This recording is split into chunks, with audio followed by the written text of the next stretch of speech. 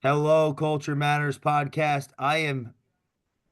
It's ineffable, the feeling right now of this episode, but I'm going to go for it. You're in for a treat. Here's a quote before we start this show, dated the 6th of November, 1807. You are not an evil human. You are not without intellect and education. You have everything that could make you a credit to human society. Moreover, I am acquainted with your heart and know that few are better, but you are nevertheless irritating and unbearable, and I consider it most difficult to live with you. All of your good qualities become obscured by your super cleverness and are made useless to the world merely because of your rage at wanting to know everything better than others, of wanting to improve and master what you cannot command. With this, you embitter the people around you, since no one wants to be improved or enlightened in such a forceful way, least of all by such an insignificant individual as you still are. No one can tolerate being reproved by you, who also still show so many weaknesses yourself, least of all in your adverse manner, which in oracular tones proclaims this is so and so without ever supposing an objection. If you were less like you would only be ridiculous. But thus as you are highly annoying. Arthur Schopenhauer's mother, dated November 6th, 1807. I am so excited to welcome all of you listening to 30 Days of Thought as we stir the pot. Today we are welcomed by the one and only Paul Lucido, Andrew Berman, Christopher Vester, Nathan Merrill, and Demetrios Stakias, all great friends of the Culture Matters podcast. If you haven't listened to their episode, it might be time to reflect, look in the mirror, and ask yourself, can you relate to that letter? Or you just haven't heard of the show before. Go listen to those episodes after this show. We are back with 30 Days of Thought. Today, we're talking about frustrated on page 18. And without further ado, who wants to jump in the pot after that intro? Well, your mother always tells you the truth, right? That is the truth. Well, I was just thinking that, after I read your quote and what you just read to me right now. So basically, those that think they know it all just piss off those of us that really do. Bad joke. No, I was a little bit of a sycophant right there. So I was like, oh, should I laugh at, is he being ironic? But is he serious? So frustrated. The first sentence, how is one perturbed by another when that which upsets him is his own duty, undeveloped, unearned, and unexecuted upon? Andrew? Okay, so I mean, I think I'm going to go right into my thoughts on that, which I think kind of lead into that because it's like that first sentence, basically, gave me some self reflection about how like a founder is more likely to be frustrated. The founders, like we're upset by our duty because we think we created this thing, and we feel like it's our duty to make sure everything gets executed properly.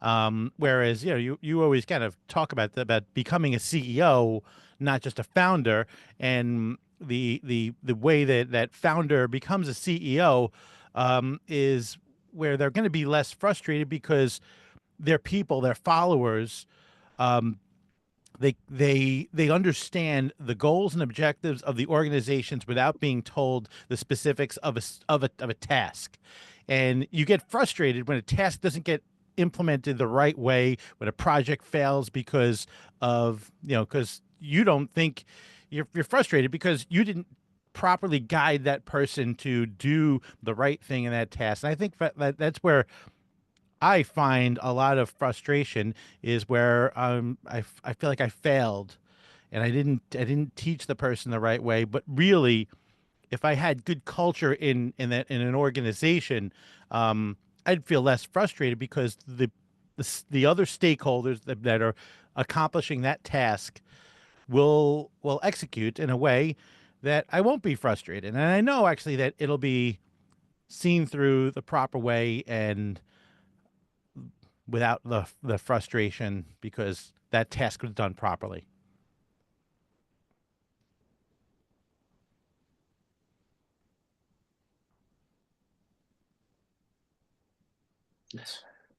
That's an interesting take. Yeah. Um, Dissecting it like line by line, and it talks about how you're upset by your own duty. I think it points to the idea that the things that frustrate us most about others are the things that we know exist in ourselves. You know, and that's where I see in self-reflection mode the most often the things that frustrates me in any given situation is because it's been amplified in someone else. I know it's in me.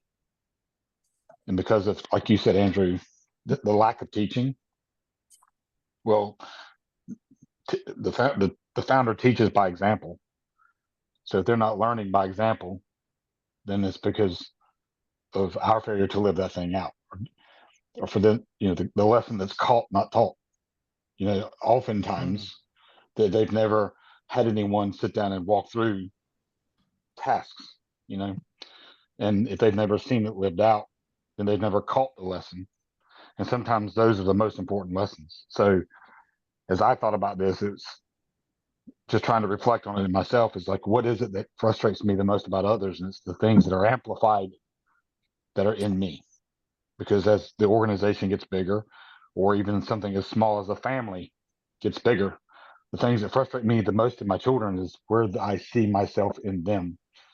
And I know that today it hurts worse. So if I can correct it 40 years ahead of pace, maybe when they're 53, it won't hurt so bad. Right. That's a great point. It's especially our children are such a reflection of who we are, and that like they mirror the things that we've taught them. And yeah, that's probably like an area that I personally feel frustrated when I see actually my child doing something that I taught them the wrong way. Like, oh my goodness, like so my daughter this week, um, she was at the library, jumping up and down in the elevator. The elevator got stuck, and the fire department had to come and like rescue her and her friend out of the elevator. I taught her this. Every time actually we're on an elevator, we always actually when the elevator goes down, you jump up so you kind of feel like a moment of weightlessness. I was frustrated, entertained too, but yeah, this is a lesson that was caught and taught through my actions. Yeah. And I think, at least in most cases, we spend as much time, hopefully we spend more time with our families than we do with in the workspace. So we'll see it amplified in them earlier and probably more transparently than we do in the workplace sometimes. I would agree with you there, Chris. And I love the fact that you went on the self. Well, it's being reflected back at you. We see things in other people sometimes, whether they're good qualities or other or qualities that we're not too happy with. A lot of times, it's really just coming back as a loop back at us and saying, "Hey, wake up! You know what? Maybe what you are disliking here is really something you're disliking within yourself." And that's what I was kind of getting out of it too. I mean, I could relate and say, hey, what frustrates me most? I mean, I can pick all kinds of things. I mean, for me, sometimes my frustrations are more of, I look for people to I assume, and I shouldn't do that. If I'm going to be empathetic toward other people, I would certainly hope people would be empathetic my way too. or give me a hall pass once in a while on something. And I would, as I would give to them, do unto others as you would do unto yourself, kind of a attitude. But for me, it's so funny you picked family, because family is so close. It's almost too close, right? They will mirror everything and anything. And I see that all the time. But I also can tell you, I see the good qualities too. There are times when, as a father, and as you just mentioned, where you find yourself feeling you're swelling with pride because you see something and you think in your mind, crying out loud, I actually did something right. There's that too. But it's the bad stuff. It's the stuff that irritates us in other people that bring that out. There was also something else that Jay wrote that made me think about, don't get frustrated with people when you haven't done all your homework and now you're setting an expectation on them, but you yourself have not really dug deep enough before you could make that judgment on others. That's kind of what I got out of, I almost want to say the first paragraph. Correct me if I'm wrong, but that was something that I kind of pulled out. But anyway, please. So, how often Jay and I have had faith-based biblical conversations, but that goes back to, how do you talk about the speck in your brother's eye when you can't get the plank out of your own? Exactly. I want to go to the last sentence, and just the last sentence on the page. Face your frustration with your reflection and take responsibility. Hi, I'm Jay, and I'm frustrated. If you're not watching this on YouTube, everyone listening, go on YouTube. You can see the video. We're in a circle metaphor. Hey, I'm Jay. I'm frustrated. Face your frustration with your reflection and take responsibility. Nathan, what's happening in that cobweb? In that, I almost called your brain a cobweb. It's like in the pine cone. Be a pine cone. Pertaining to the first line or the last line? Or any in between. Well, the first thing I like, that the first sentence is a question. How? So I guess it would all depend on the perturbation, the thing that has you disturbed. Like, what is it rooted in? Like, why? Because there's different reasons for reactions. I'm in my nice office here, like Dimitri. Mm-hmm. So actually, I'm in my truck this morning because my 3 kids are inside and they're going crazy. So if I was in there, I would be perturbed, and that's not their fault. To an extent, it's not their fault. Now, obviously, if they came in and started, throwing things at me, that sort of thing, then the perturbation would be rooted in maybe something reasonable. But I would say that reaction is funny because reactions happen for different reasons. Not all reactions are the same. You look at chemical reactions, you look at reactions of pressure, emotional reaction. They happen for different reasons. So I tend to be overly introspective. And if you're overly introspective, then you can make a martyr out of yourself through this question, because you're always viewing the reactions of others in light of your weight in that equation. And typically I would say that question is handled in the way that you guys are discussing it, which would be positively, but in terms of like, okay, how do we reflect? How do we look at ourselves? How do we look at, in this equation, what is my place in this? But if you become too obsessed with that particular question, then you'll lose some of your own practical value, concerning your own natural intuitions, your own natural reactions. There are certain perturbations which are healthy to have. They're good. They should be there. They're to be examined and to reflected upon. There's other. So to answer your question, I would say the how is it's a very important question. Like, how are you to react to these reactions within yourself? How you react to your reactions is as important as the initial reactions. So I like this idea of things being a mirror and you reflecting and all of that.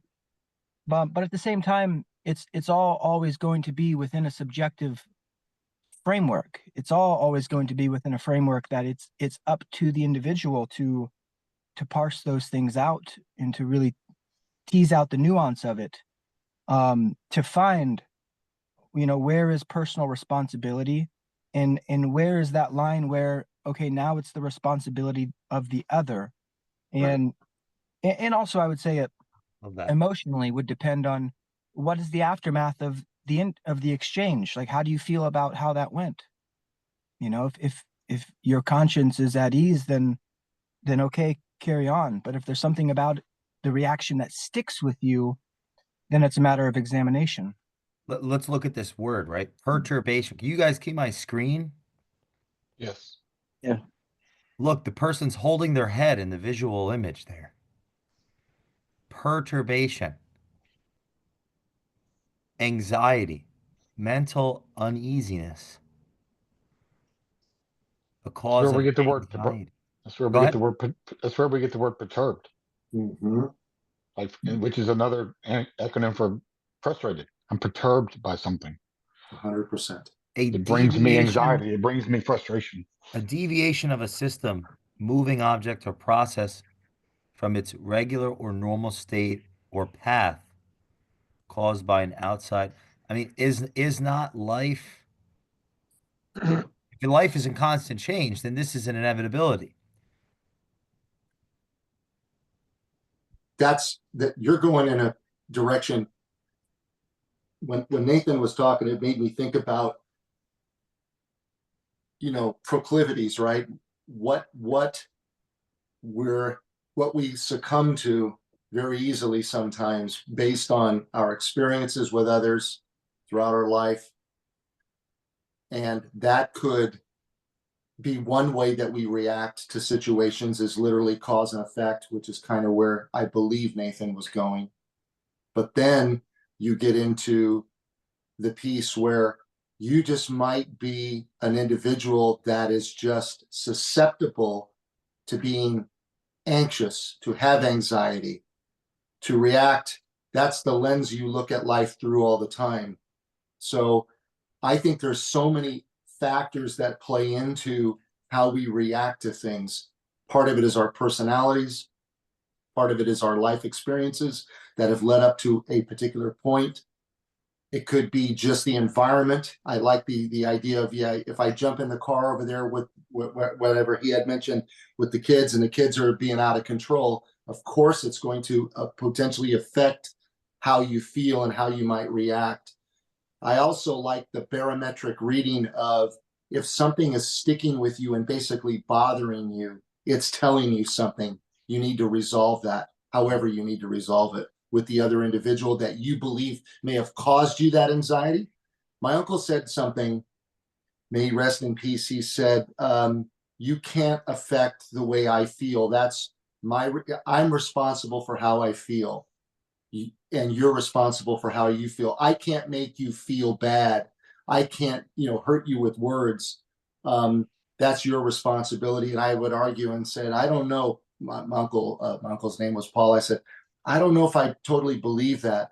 There's an old saying, sticks and stones may break your bones, and words may never hurt me. I changed that phrase to, sticks and stones may break my bones, but words will fucking kill you. Sorry. That's Bleep that intense. out. I love it. Well, I But don't it's love that. true. I mean, that's Words hurt. Words really, really can hurt another human. And the idea is not to allow that to come in and affect you. That's hard to do. You got to be a really strong person to be able to handle what you don't want to hear or what you may need to hear, so. Well, I have a question. I want to go deeper on this definition because you're a huge student of celestial bodies. Right here, look, guys. I don't know if you can all see this, I saw that Yeah. earlier. Okay. It says astronomy, that we're still on perturbations. A minor deviation in course of a celestial body caused by the gravitational attraction of a neighboring body. Mm. It makes me think there's like even okay, there's 6 of us today when normally there's 3. And there's already a disequilibrium of the medium. There's more bodies, there's more energy in this medium. Like on this, through this, there's more of us here. And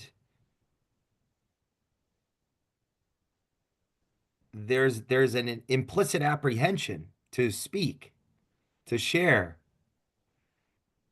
Like there's our truth has a relationship with others, like the truth that we share, the truth that we can burden. If all of you right now just completely turned against me and said, this book was clearly written by ChatGPT and the dumb version, I go from like some form of, dominance as a consequence of competence and relationship and goodwill to like a complete black hole inversion.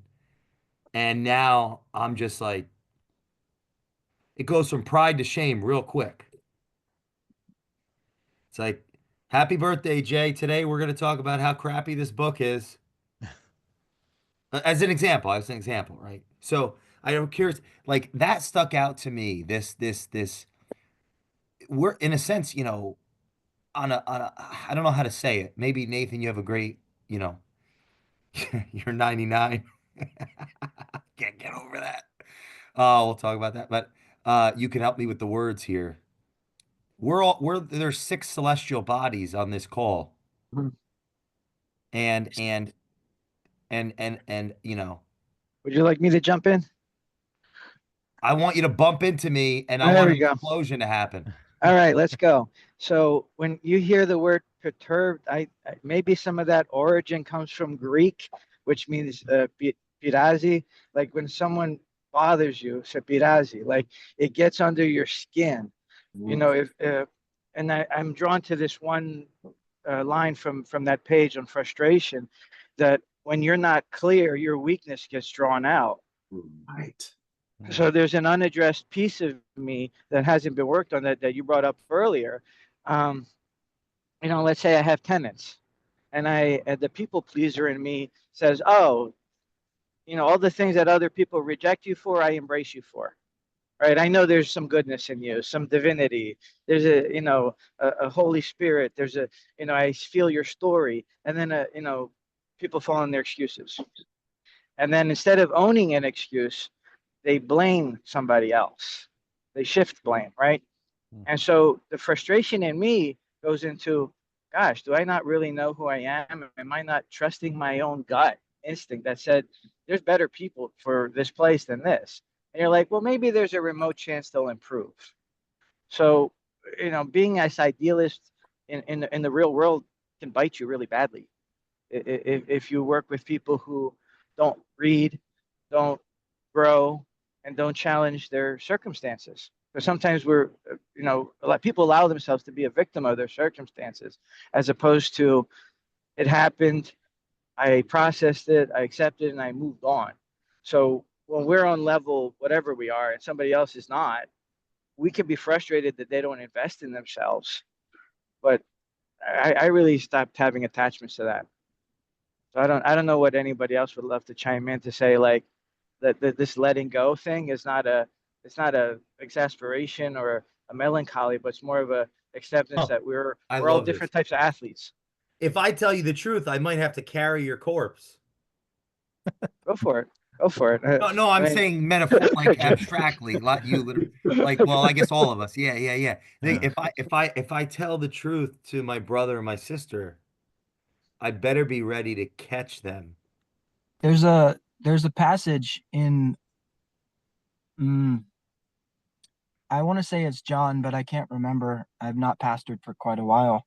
But Christ is talking to his disciples and he says, I have many things to say unto you, but you cannot yet now bear them. So there's a chronological and revelatory nature to what the psyche of a person can take. So the astrological thing that I like with that, the definition of that word is these are celestial bodies with gravitational force. So they're forces of influence, and the nature of that force and its effect upon you, bringing it back to being a human being biologically, there are some things that will happen to you that the reaction is by nature. It's not by choice, it's not of volition.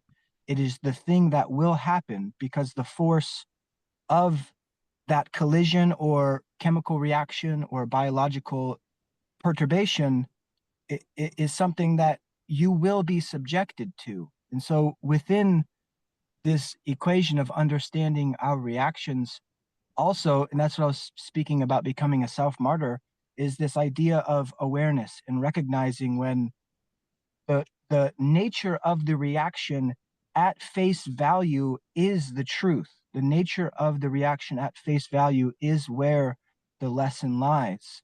And so there's the idea of the reaction to the reaction, but then a layer below that is when the thing happened, what is the truth of the equation? What is the thing that has perturbed you? What is the force that has disturbed you? And how does that enlighten you? How does that help you understand your place um, in all of these things? I would say that a lot of the anxieties that people experience concerning their reactions are really connected with general anxieties that they have concerning directionality of existence. Like, where's my life going? And so everything is, it's so tense, it's so Yes, strung in yes. such a way that any little thing is like a trap, you know what I mean, being just sprung off. And these are highly reactionary individuals, which understand in nature biologically exist too. There are things in nature that just radioactive things. Now, psychologically, your profile as you grow and age and that sort of thing, this is where the interesting thing is we have our abilities to kind of influence, what is your radioactive profile? How will it develop over time? So how do we help these people that need the help to understand that there's growth in adversity? Like I believe the six of us probably understand actually that embracing adversity, embracing these problems that make us late for rent, rather than blaming all these other factors, but taking this as something that is not a mark against us as a person, but is something that we can learn, so we know and learn from this adversity, so we can grow from this, and not, point the finger at whatever cause that might have caused that unfortunate situation. I want to be clear. I had really great reasons for not paying the rent. Reasons, excuses, same difference. And the How, more yeah, I talked about those, whether on the stage or whether on the podcast, and those that did not yet know me or experience me in the real world saw my proclivities as vulnerabilities, Mhm. the less responsibility I ultimately would. This is a metaphor, obviously. Well, not, it's not so obvious, I guess. Right, the less responsibility I took, right? The larger the crowd that came to give me their compassion, having not experienced the other side of my spear. Like on the other side of the story that I've shared, this vulnerability to attract the proclivities of compassion. We're a long line of people having been taken advantage of by me with the reasons for not paying the rent, with the reasons for yeah, but Jed, like we've talked on we've touched on a bunch of different things as I'm taking notes. We talked about like people understanding who they are and this idea of growth. I'm glad that Nathan brought up John because that's where it's at There are things that, you're not ready to hold the burden. Like there's things that you should learn that you're not ready to hold the burden.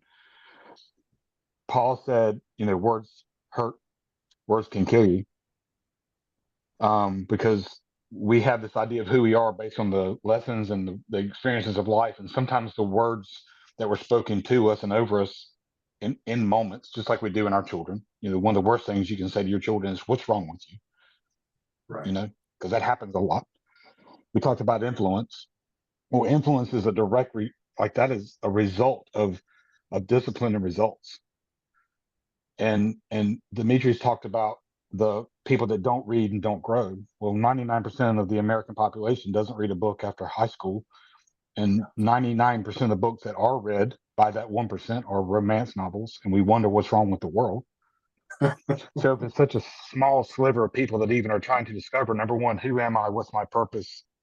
Knowing that part of who they are right now is the results of the words that were spoken over them as children, as they were developing, and don't even know how to do that, or looking for people that have gotten results from the discipline that they carry, they give them influence that they're attracted to. You talked about the celestial bodies. Well, sometimes that person, Nathan called it, influence, that person with the largest gravitational pull, there's something about them that's pulling them towards that influence because they see something in their life. But it's because maybe that person's gone on the search of who am I, what's my purpose, and then become disciplined and gotten results out of hunting that out because they decided to read and grow. So just tying all that together. And when we're around people that don't want to go through that process, it leads to frustration in us because we know, hey, at one time, that's who we were. Well And said. I'll still see myself in them. Well said. Well said. Yeah. And I wanted, boy, this is first of all, hey, this is turning into a really interesting conversation. There are a lot of segues here, and I love, and I want Nathan to know is really. Next, we're going to read the second sentence.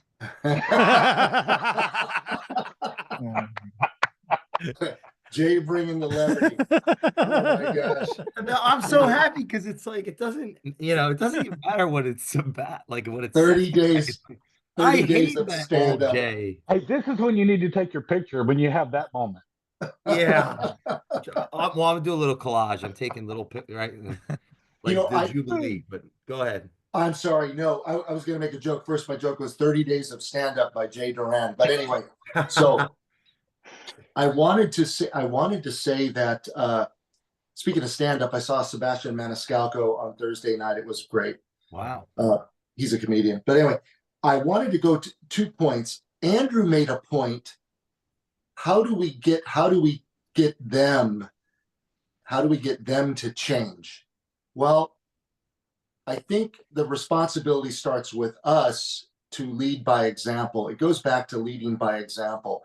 If you have an expectation of others, then it's upon you to take responsibility to demonstrate that through your actions, through your behaviors, how you move through life, how you interact with people. I think it starts with you, and that's how you teach.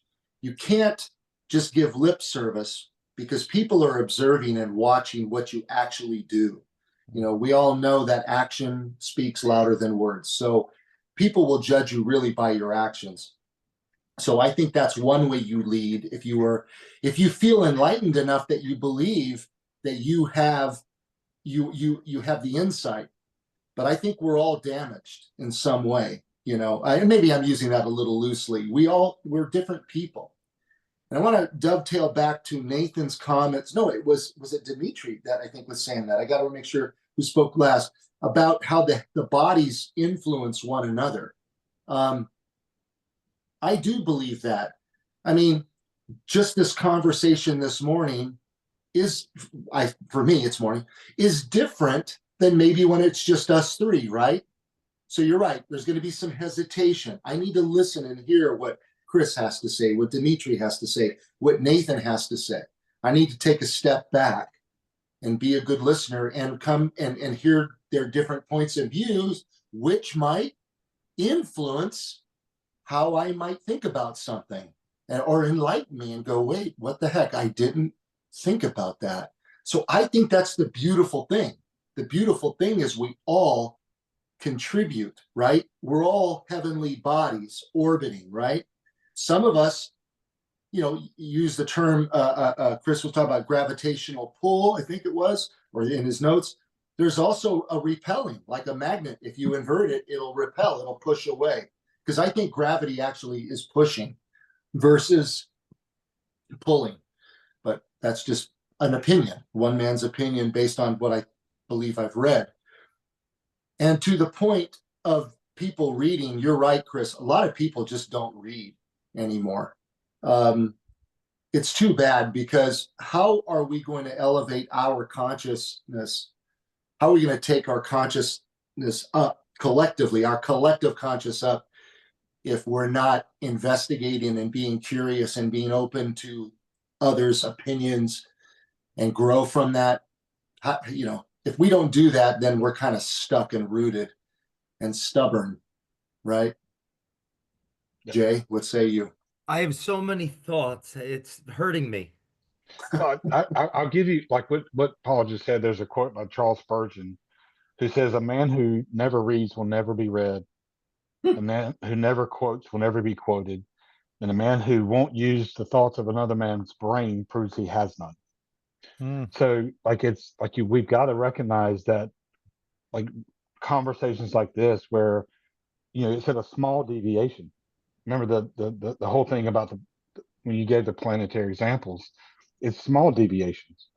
It doesn't mean that somebody's going to come in here and completely change my thought, but they're going to give me a thought that deviates my thought process. And when, Paul, you did say we're all damaged, well, at some point, someone spoke one of two things over us: a blessing or a curse. Right. And if it's the blessing that's been spoken over us, a lot of people step into that and believe that about themselves, and like that's the way they begin to live. And if it's the curse, then that's how they see themselves, and that's how they begin to live until somebody deviates them from that path. Very well said, sir. I have something. So this quote here, can you see it? The Sail that ends. the tree that would grow to heaven must send its roots to hell. Yes. Nietzsche. The tree that would grow to heaven. So we're on this astronomical metaphorical synthesis here. 6 celestial bodies, a sun, everything, the sun, the energy source. At some point, what happens at the end of the sun's life? It inverts into a black hole. So metaphorically, it's like the sun, the sun, the sun's roots go all the way to hell. And where what I'm trying to go with this is that in that, okay, we can recognize that something in me may be reflected back in my enemy. Something in me may be reflected back in my enemy, the worst of my counterpart. Like we share something, a probability of whatever they're reflecting back to me. And how I relate to them reveals my capacity to relate, reveals the degree of energy by which, like it reveals the degree of energy by which I can influence or pull them towards towards heaven or hell. Am I close? Which one am I closer to? It will be reflected in how I relate to those relating to me. Mm-hmm. And those relating to me in the worst of reflecting the worst of me, the worst of my capacity for being, are going to teach me the degree by which I can relate to them. Oh, I'm sorry, I actually relate to the world. And the irony is, the stronger your roots to hell, the more likely you're going to reach heaven. I think that's an interesting point. It's like the tip of an iceberg, right? The meat of it is below water, right? It's kind of the same thing. You have to kind of go through a lot of hell sometimes to get where you need to go, right? And I know that nobody wants to do that.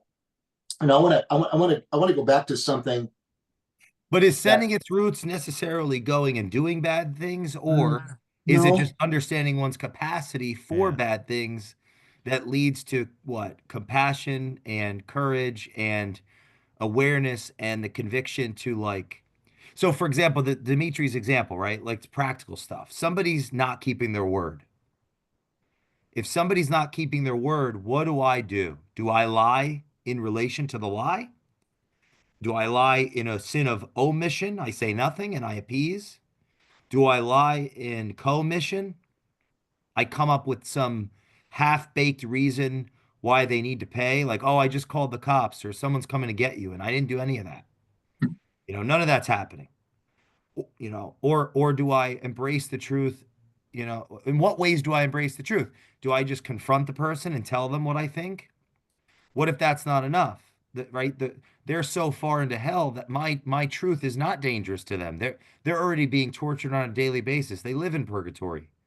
Well, this is why the court system exists. Someone's going to take control of their lives. Right? We need a third party. Now, at some point, if it's not going to go from words and a relationship to words and violence or physical, take control of their free agency between the landlord and the renter, a third party is going to come in as an accountability factor. Right. And that's where the value, this reminds me of like rule 1 in Beyond Order: do not carelessly denigrate social institutions or creative achievements. Social institutions is, our culture. Don't carelessly denigrate all the things that have come before us. And creative achievements is like the potential of others, like what they've accomplished. Let's not denigrate the court system so easily. It's like it's there to serve a purpose. Somebody's going to come in and help us, you know. I I got to land the plane. Somebody take me off. Take I me out got of you. the- I got you, somebody Jay. I I got need you. a I got wrestler. you. I Tag got your team me. I got your co-pilot. All right. So if I may add or even challenge what you're saying here, Please. we're assuming that justice is fair when it's blind, right? And the court system and lawyer, and I've been reading this from holy books, that the whole purpose is to excuse the inexcusable. So when I go to somebody who lives in their excuses and doesn't hold their word and paying their rent, their answer is court, meaning let me buy more time to live in my excuses until some impartial third party can hear all my reasons for continuing to live this existence, right? And given the towns that we live in, you can see the policy and how it's kind of trickled down to Main Street. Like there's an iconic Macy's in Center City, and because 2 years ago, Alan Dom came as a city council person. He said they were losing $2 million a year to shoplifting. At the time, no Wow. one cared. But 2 years later, they're going out of business, right? At least at that location, and maybe eventually as a company. Why? Because if they set up stores in towns with weak district attorneys and policy that promotes criminal behavior, who would want to open a business, right? Because that level of frustration, you can't take justice in your own hands. This isn't the old West. I'd be so happy to take old Greek rules and throw somebody off the fucking mountain. Okay. Exactly. What about Jesus? What about Well, you know what? Jesus turned the tables over. He was kind, but not nice, right? He Yeah. knew what was right and what was wrong. And he said, look, this isn't acceptable behavior, right? But then who stood by him were, the women. Obviously, the men were afraid. But once they woke up, they stopped being hypocrites. Right? They stopped looking at the log side and they served with the mission, and they didn't care if they were killed because it would bring them closer to God. And if when you mention Nietzsche's rooted in hell, I'm thinking we are in hell. Mhm. So yeah, The I'm world glad. is hell. This belongs to the adversary, the devil, right? Whatever. And the only reason he's the devil is because he lives in his ego. God would forgive the devil if he said, have mercy on me. But because he's rooted so deeply in his own ego and clinging to power in that cesspool he has, it's okay to torture us because it pulls us away from heaven. And that would make him happy. I'm glad. Two things. One, you brought that up, right? Because the first thing the enemy tries to do is lead us in fear, right? And a lot of that's fear of isolation. But that singular tree, roots in hell, raising towards heaven, the most powerful and largest trees on the planet are the redwoods. And if you notice, they never grow in singulars. They always grow in clusters, and their root systems are connected. Wow. All of those trees' roots are connected. They're interconnected. So they live in this idea that another tree will influence their success or failure, Huh. right? And they're okay pulling from each other in a way that as the system gets stronger because we are together at our root. So You just taught me something, Chris. Wow. Same here. That's yeah, ask me what I had for lunch yesterday, and I can't remember that. That was cheap dopamine. we One need cannot control every outcome. One can only test their fate by their decision to work by developing their senses. All six of them. You know, I don't know what that's more of. You know, we're pulling at strings here. You know, is Are culture we? the sixth sense? Yeah. In respect to what Chris just said about the roots, the trees, and the multiplicity, you know, there's five senses, but the sixth sense, the sixth is, you know, what if it has something to do with whatever we're doing right now, right? They have six trees trying to stay alive, or what? Alive in the sense of develop, you know, find meaning in the suffering. Yeah, but those trees don't have ego, and just their pure nature. They don't worry about the fact that they're pulling information, strength, nutrients from another person or another tree, and that tree is okay giving into the system because at the root they're together. Wouldn't that be what culture is Well, rooted, collectively rooted together in one common vision? well, and the root, the I guess the question becomes, you know, what happens when nature tests the roots? The preface of Maps, right? If the structure of culture is disrupted, chaos returns. We will do anything to defend ourselves against that return. Like the ego, right? Our ego is going to be reflected back in what happens to the trees. So there's a storm. There's a, you know, there are if through adversity, we'll see how much trust is really on this call. Right. That's kind of where, right, the things outside of us will test us. You know, you know, all right, all of a sudden six more people pop up on here, a little bit taller, stronger, faster, smarter, and they've got 31 days of thought, and then we're like, how are we going to show up as a team? Like, you know, who's receiver, who's QB, who's, I don't know, all these sports things. I got to use different analogies.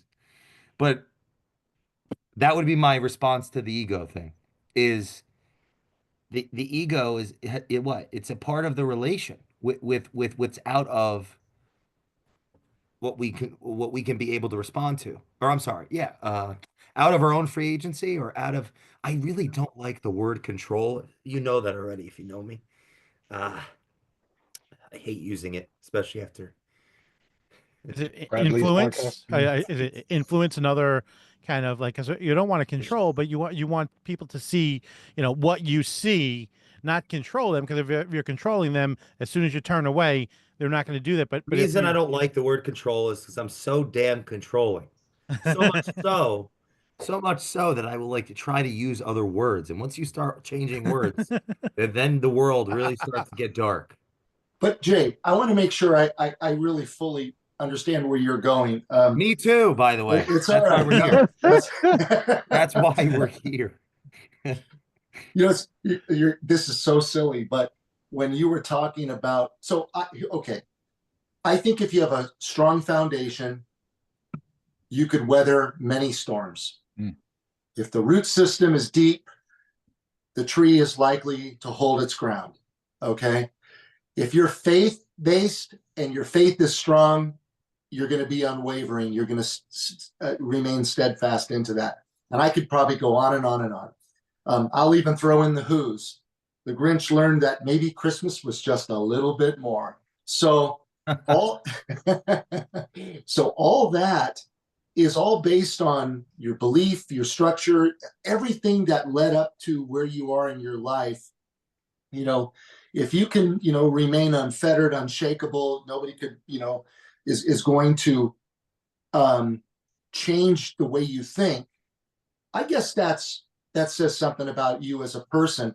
But I feel like what we are attempting to do here is we're sharing perspectives, which could now add another perspective into it that may not have, that we are bringing to light as a result of the opinions, right? As a result of the reflections, self-reflections, whatnot. So I believe that, you talked about what if another group came in, or like a Brad Lee, who is a big personality guy, right? Dropping bombs and doing all that good He'll stuff. be on next week. I was just watching. Listening.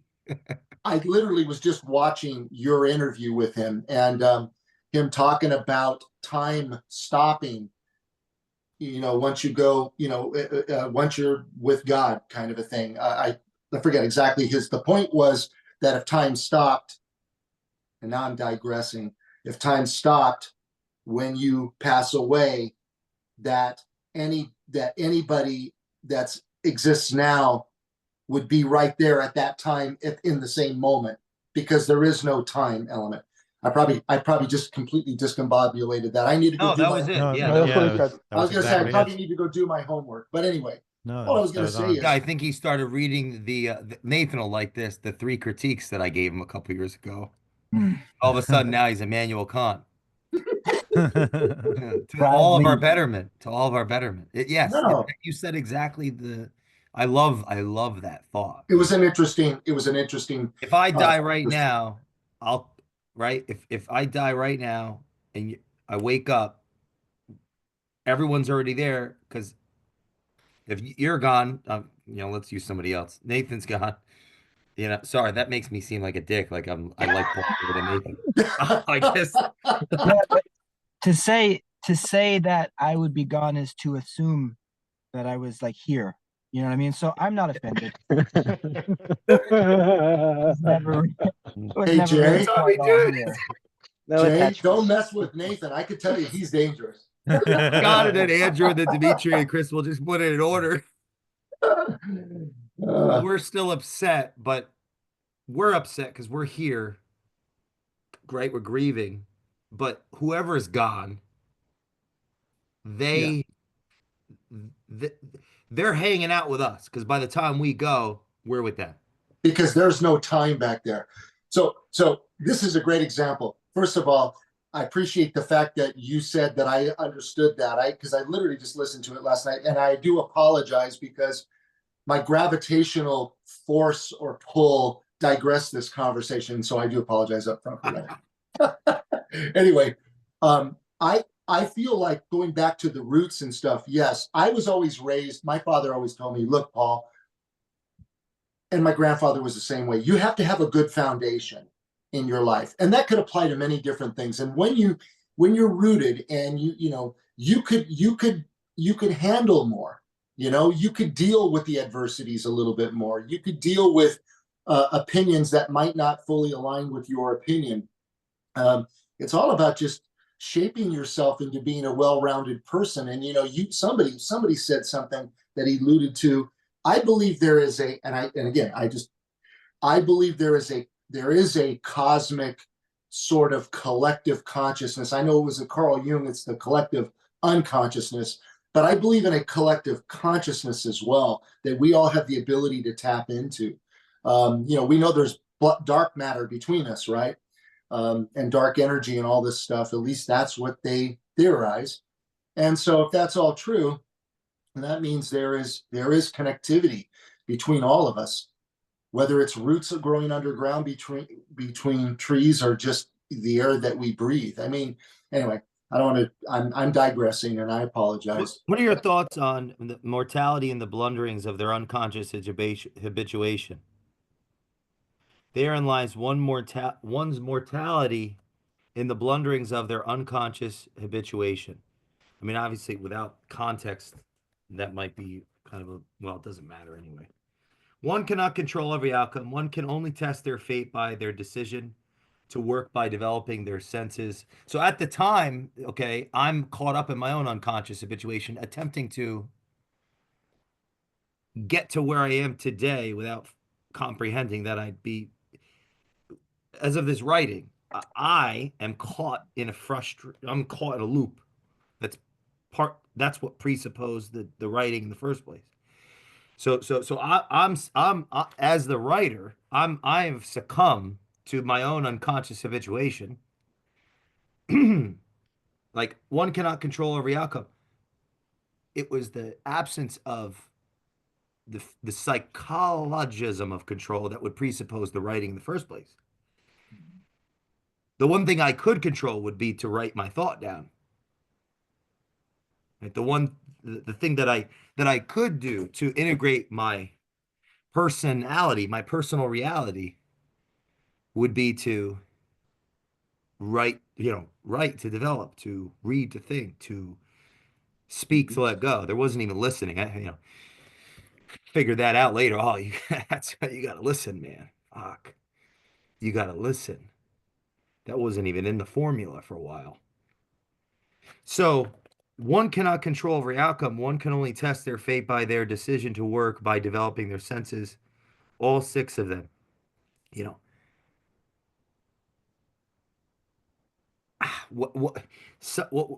Whatever, something was pulling me towards the fact that I wasn't going to be able to integrate myself as myself as an end in itself. Like I'm not just gonna be able to do that myself. I'm gonna need to get to the point where we're here.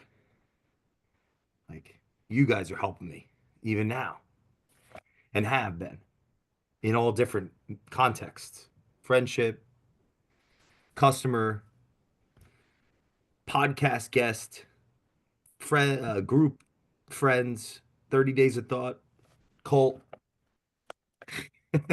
Like one cannot control every outcome. One can only test their fate by their decision to work by developing their senses, all six of them, culture included. Therein lies one's mortality in the blunderings of their unconscious habituation. Yeah, but Jay, when you talk about the mortality, I'll get back to what we started with a second ago, is the mortality or death of ego or death itself. Paul said it all began, it begins with us. We're leading by example. I'll use this morning as an example. I'm leading the men's ministry at our church. I was asked to do that a year ago, and we changed the pulse of it because it was just too much to do it once a month. So we went to once a week. And by creating a conversation group where everyone could talk about what was going well and what was going not so well, and then offering them a challenge of how to implement this challenge into our study of the word, all of a sudden someone from the group said, hey, is there an ability for us to go and do some of this together collectively? So now we met Wednesday night, and they threw into this because they're elevating their thought process because of an example they've seen someone live out with fruit, with influence. But it started with that person at this point is now saying, I'm going to let go a little bit of me. I'm going to step into this someone trying to help me grow because I see them leading from example.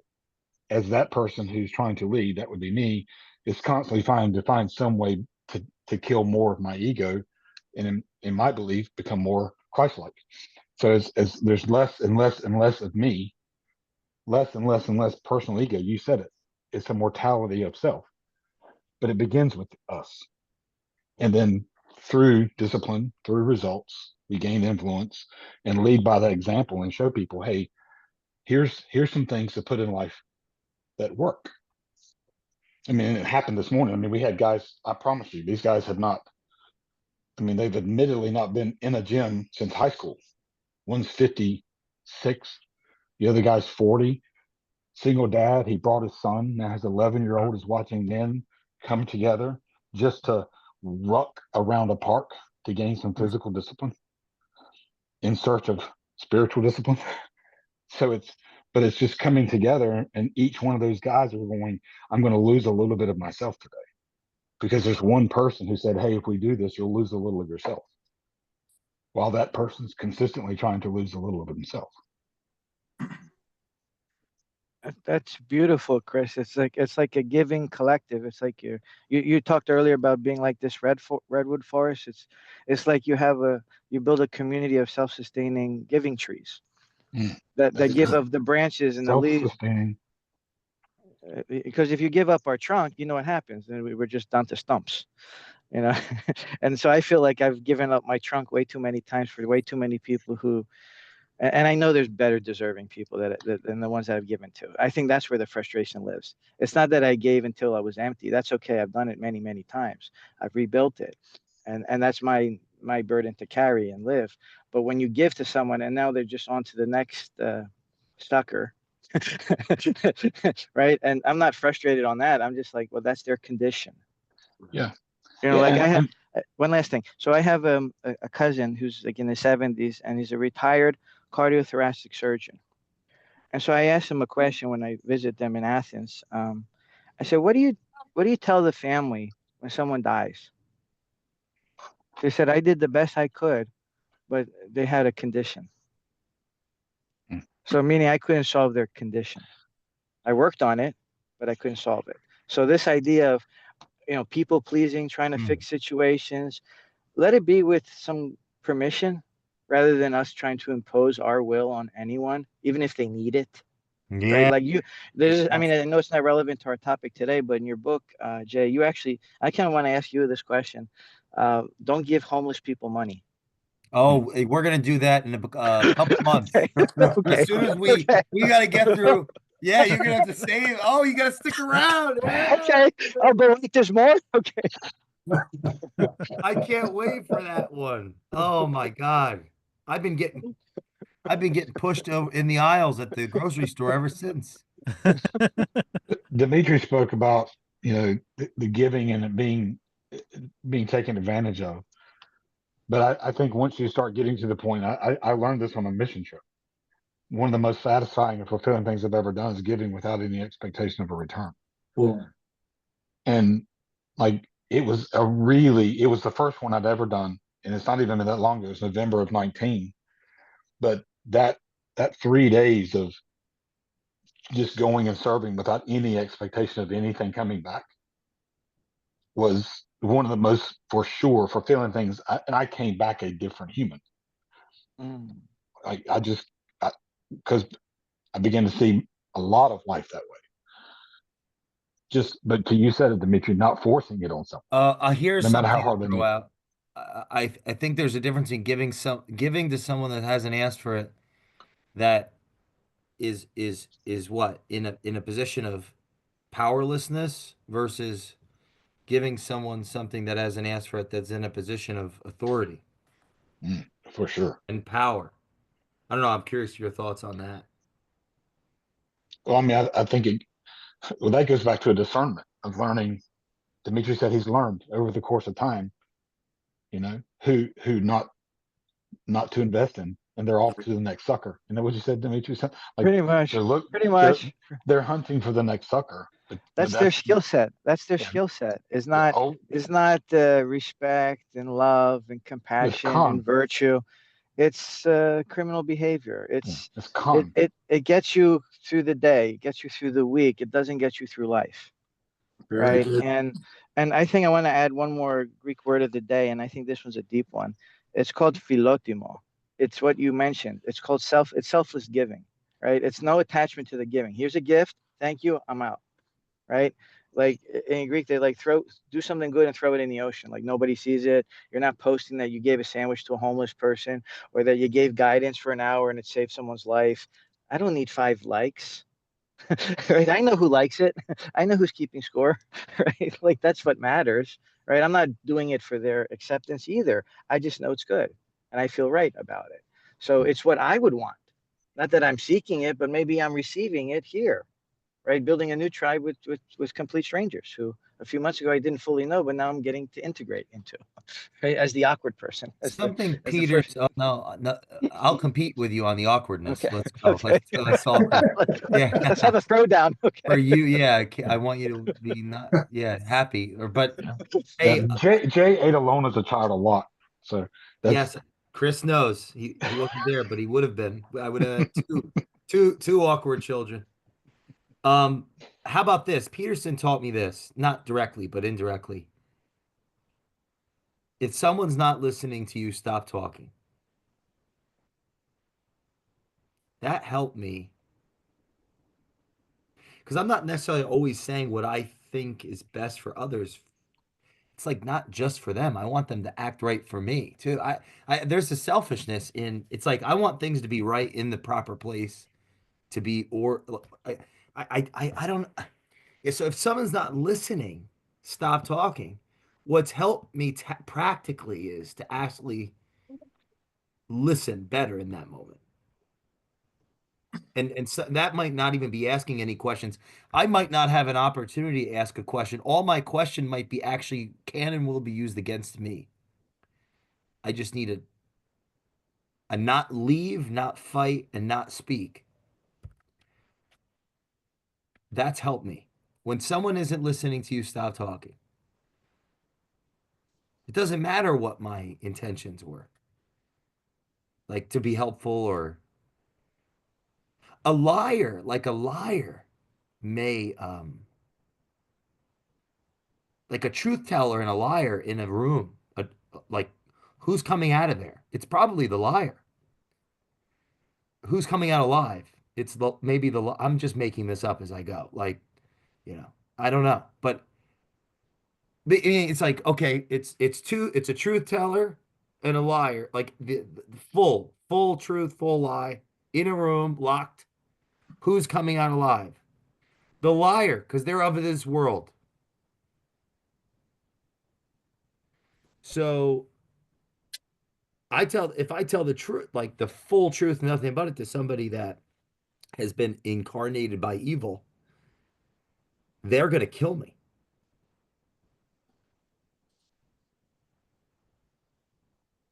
Because you're revealing something that, well, It's dangerous to tell the truth, not just culture wise. Like yeah, you're kicked out of listen, if somebody came on the call, if anyone here, the less trust there is, the more we're reactive and and identity, trying to keep our own identities, homeostasis on it. Like I, the less trust, the more tribal, the more reactive, the less truth we can bear. It's like none of you guys know me yet. You don't know the limits of me yet. That would come down to the suffering that we go through together. We haven't even gotten to know one another yet. We haven't suffered yet. Where's the war? yeah, in the foxhole together, right? Yeah, it hasn't. Yeah.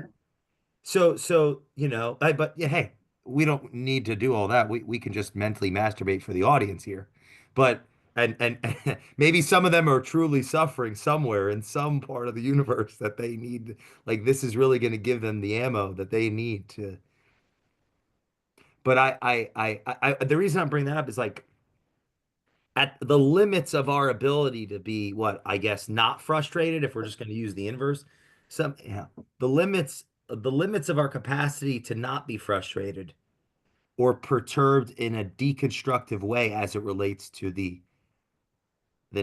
Nathan said it really artfully, like I got to re-listen to it, that correct me if I'm off on this or not explaining it clearly, that the natural impulse or the natural reaction or that first response, maybe in our culture today they call it trigger or something.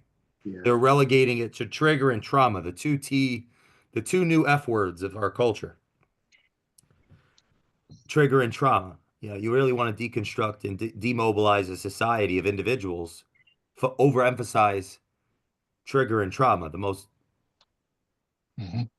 natural and what vital part of the individual's essence, the trigger and the traumas. Like, yeah, you really want to take away our individuality, overemphasize triggers and traumas. That's all it is. Triggers and traumas, the bridge to truth. So where am I? I'm trying. What Nathan said was like the natural impulse, like it's going to reveal where we're at. That's right. Now, what I'm trying to scrape at for my own salvation, like being a frustrated human being. How do I rise through that? Because I'm in fight or flight. I've been ever since the beginning. How do I rise through that? And how do I separate the wheat from the chaff? And how do I avoid hell? And how do I Well, leave this purgatory? Oh boy. Well, first of all, I'm really And we have 10 frustrated. minutes, so hurry up. I'm very just kidding. I'm frustrated. kidding. I'm very frustrated with you, Jay, because you took what I wanted to say and you said it, and I agree with you 100%. Yeah, the impetus, and that's what I heard Nathan say the same thing. That's the thing he was saying. That reaction, that unbridled reaction, that's the thing. So to your point, if you have the ability to recognize what that thing is and be able to grow from that thing, then you might get where you need to get. The bottom line is a lot of people struggle with trying to understand what that is, or they go into denial. They don't want to admit that that is the thing that caused them the grief, caused them to react the way they did. So I'm very impressed that you picked up on that, because to me that was the crux of his point. Yeah, so we're in alignment, brothers. I wrote here that when I reread this morning, reflection equals an opportunity. So opportunity meets courage. It's like an equation that I think is incorrect, but basically, reflection presupposes the opportunity for the courage. And the courage has a relationship with our ability to respond. That's on a spectrum of awareness. So, like the reflection, and what Nathan said, I think is an important piece here, is that reflection could come at, notice the impulse. Note, okay, that. So, okay, now don't be in denial, like Paul said. What? Be open to the conscience, or hone in on that reflection, Chris? Yeah. So like I wrote down the exact same thing. So everybody's honing in on what Nathan said, is that that on in the minute response is where the truth lies, which is where the self-reflection has to begin. Right. But we're also in here talking about how nobody does the self-reflection. And I just, with what Paul said, there's a lot of comfort in the emotional reaction that's felt, because that gives us a sense of that we're in control, because we're emotionally reacting and we feel because we're frustrated. There's some feeling of control in being frustrated, like, because it's an emotion. It's a embodied emotion. Like, do it all So myself. I can do it. So there's and whenever we feel like we have some type of control, like, we get comfortable, which would cause us to keep diving into what Nathan's saying. Hey, recognize what it is. What's that first response? What's that initial response? What's it rooted in? Because that root is where the truth is. And that's where self-reflection has to begin. Nicely said. Courage impels the feedback loop, or widens or shrinks the feedback loop of awareness. Mm-hmm. Like, if I don't go into the dark, like the darkness, I don't have an opportunity for the light to. It's like going into a cave. Like, I have a lantern, and I'm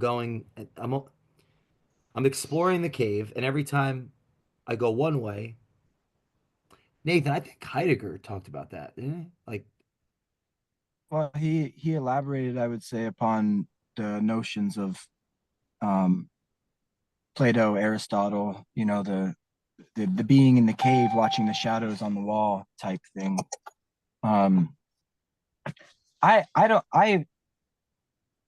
Viktor Frankl, I think, said that between action and reaction, there's a space.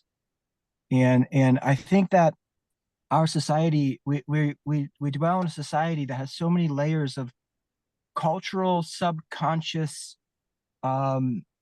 influence upon us. We're very fragmented and we're very individuated. Jay, you said that thing would strip individuality, and I actually view it inversely.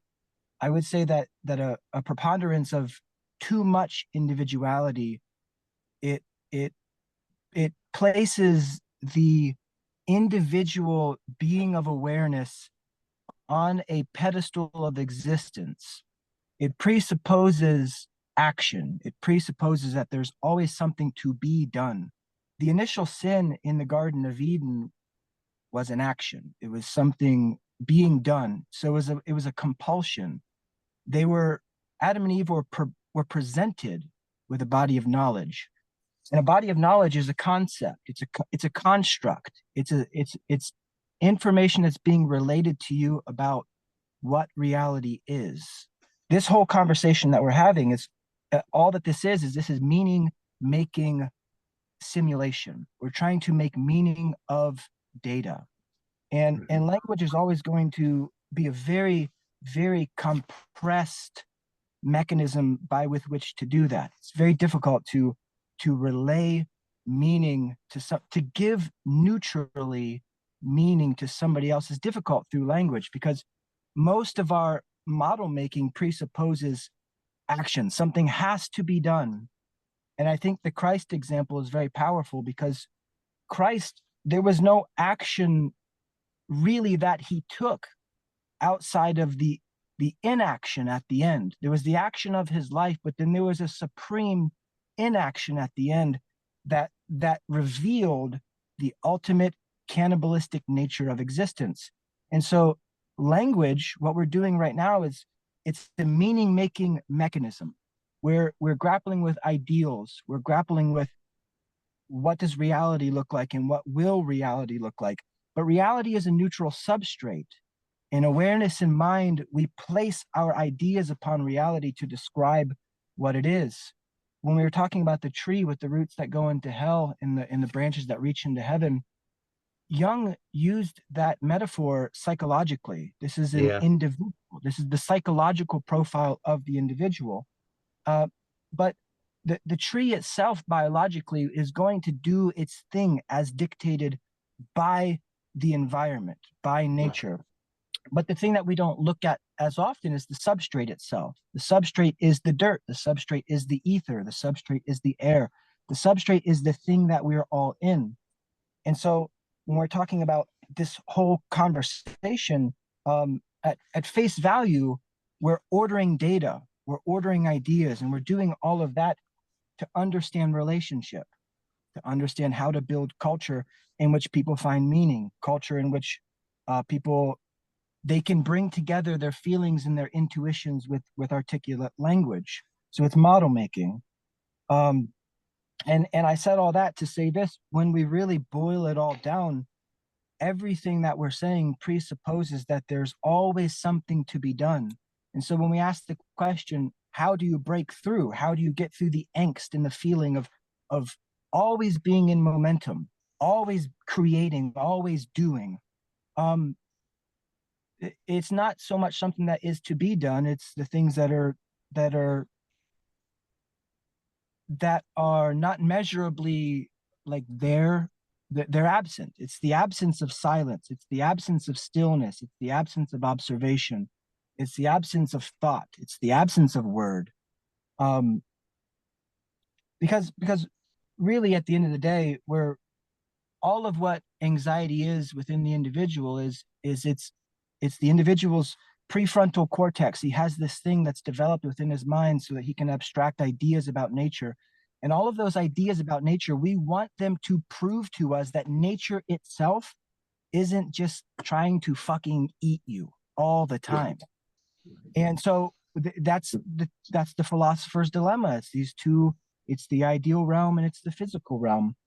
I think it's an important piece as we close to just make sure everyone knows that Nathan does tile.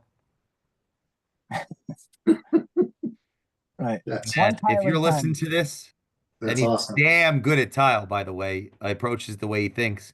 But if you're listening to Physical and the this, mental. yeah, if you're listening to this and you are still listening and you are sitting in your truck somewhere thinking about, should I go back to school? You know, rule number 3 in 12 rules for life, make friends with those that want the best for you. There's hope because we got a tile guy, car guy, media guy, banker, CMO to the masses, real estate guy. What is a woman? No, I'm just kidding. Oh God, that's the worst timing because it's me next. Like, am I? Yeah, That's a I'm trying. Yeah, Freudian a slip. young man trying to grow into a But man here, culture man. What? but, Uh, but in and I know we're almost out of time, and I don't want to get way deep down this rabbit hole, but I love what Nathan said when he quoted that quote: "Is that between action and reaction, there's a space." But isn't it about the pause in the space? Like that, If I had there's like, if I had the world stage for 15 minutes and I was compelled to say what in Acts chapter 16 there was a jailer and you guys right remember he said, "What must I do to be saved?" Belief is a strange thing and faith is a strange thing because it's not an abstract declaration of a concept or an idea. It's an acceptance of something. Mhm. It's not you ordering the world, it's you accepting what is given to you as it is fully. And so the question was, what must I do to be saved? If I were to philosophically boil down this idea of a soul's salvation theologically and bring it maybe psychologically into this world, all that I would do, I have 8 billion eyeballs on me, half of which are psychologically tormented in the modern world. I was thinking about this last night. 15 times the population at least is dead. So we're ghosts in the night. We're nothing. More of us are not here than are here, by far, by orders of magnitude. What I would do is nothing, and I would and the mandate for everyone would be to be quiet and to be completely quiet and to shut it all off and to shut your mouths and stop writing and stop doing and stop compelling and just observe. Become what you are, or not necessarily become what you are, but recognize what you are, see what you are, feel what you are, take it all in. Biologically, you've been placed here in the way that you have more as an instrument of sensory input than as an instrument of like what are we really doing and creating that's affecting the universe at scale? Like really, nothing. Our existence is more about our ability to take in what is happening as nodes of awareness than it is what we are ultimately going to be able to accomplish. So that if I were to boil it down, I would say, well, let's just have a moment of silence for all the neurotic and psychopathic and compulsory behavior that we all think like we have to save the world. Like we have, well, why? It's why do we have to? And there's this, that's where that space is. And so that I think that psychologically that space over time as you develop is something that should only grow, right? And so it's a neutral space, a pause in which over time it grows and grows and grows. And that there's a lot that could be said about what exactly that space is, but I'll finish there. Andrew, if you can bring us home. Oh, I can't. That's a lot. I can't follow up on that. I mean, I'm thinking. I thought we were just gonna take a moment of silence and you'll just shut the fuck up for a moment. This is why you're the It's- goat because this is why you're the goat because I was gonna joke and say, "Oh, you failed. You weren't quiet," but you literally I I don't came have in. actually that. I'm not that evolved yet. I'm still trying to save the world, thinking that I can, thinking that it's my duty to try to save the world. It's my duty to help people when they fail, and that's why I feel frustrated, and that's why Well, I I mean, this is not meant in a. It's more meant in an admiring. You're the Jewish man, he's the Christian, so we have exactly the perfect metaphorical or literal. Yeah, Chris is so happy right now. Obviously, I'm making joke. We're pro all cultures here. Culture matter. Well, I guess I don't know. Did I just spark another debate? If you're listening to this and you don't think culture matters, what do you think? We're open. We're here to listen. Follow all of our guests, Demetrios Stakias. God, am I saying your last name right, It's brother? good. It's good. It's good. That's gonna bother me to heck. Don't worry. Don't worry about it. I'm still figuring out who I am too. Amen. Nathan Merrill, Andrew Berman, Paul Lucido, Christopher Vester. Share this with a friend, and or send this to an enemy, and after you apologize. Anyone And you want to frustrate. yeah. And if you're not more frustrated after this, then we haven't done our job. Please leave us a review in the Culture Matters podcast, and we will see you next time.